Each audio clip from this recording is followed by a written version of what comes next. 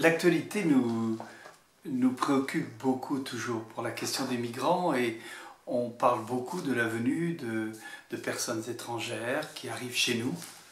et avec plein de questions parce qu'ils arrivent parce qu'ils sont chassés de chez eux, ils arrivent parce qu'ils ne trouvent pas de travail, ils sont un peu sans famille, c'est assez compliqué. Et en même temps, j'entends Pape François qui nous dit, particulièrement à nous chrétiens, mais je crois qu'il s'adresse en fait à tous, il dit, mais enfin, accueillez tous ces gens qui arrivent sans terre, qui sont perdus, il faut les accueillir, on ne va pas tout à coup se fermer. Nous, Europe en plus, qui se veut ouverte, avec des racines qui sont quand même évangéliques, quoi, enfin, où l'accueil de l'étranger est une chose forte. Alors, réfléchissant sur ces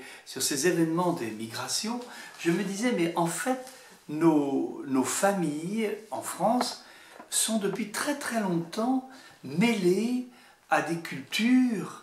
à des religions très variées, mais depuis toujours, mais surtout depuis que dans nos familles, il y a des adoptions d'enfants, il y a tout à coup la fille qui arrive avec un gendre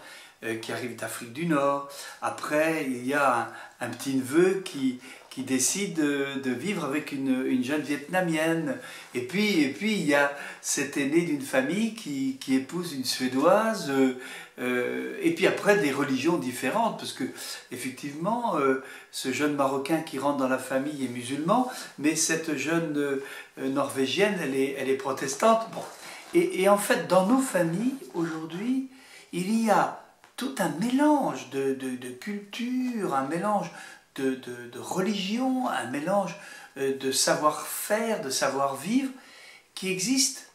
très fortement et depuis très longtemps. Et on peut dire que l'intégration, puisqu'on prend ce mot-là, l'intégration se fait très naturellement et depuis très longtemps. Alors comment se fait-il que nous sommes à parler du matin au soir de ces gens qui frappent à la frontière, si on peut parler encore de frontière de l'Europe, et qu'on ne dise pas un mot de tout ce tissu social incroyable qui se développe simplement par la mixité de toutes ces nations qui se marient, qui sont fécondes, qui donnent des enfants, etc.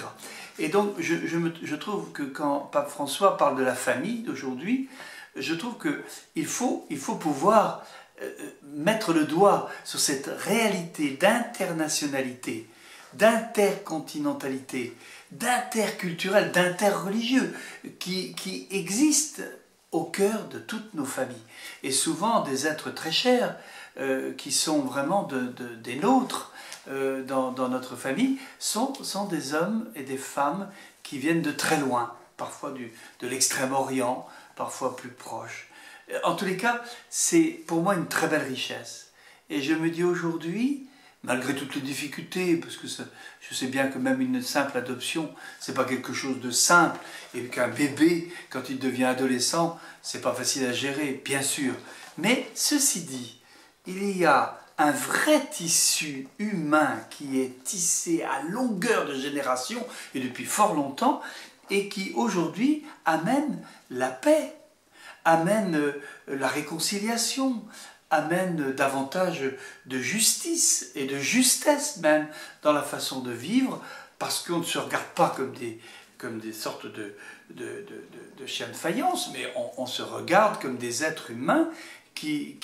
essayons de nous aimer dans un cercle qui n'est pas serré, qui n'est pas étroit, qui est celui de la famille d'aujourd'hui, et Dieu sait que c'est beaucoup plus large qu'on ne le pense. Donc, pour moi, s'arrêter un instant sur les migrations familiales, je les appellerai comme ça,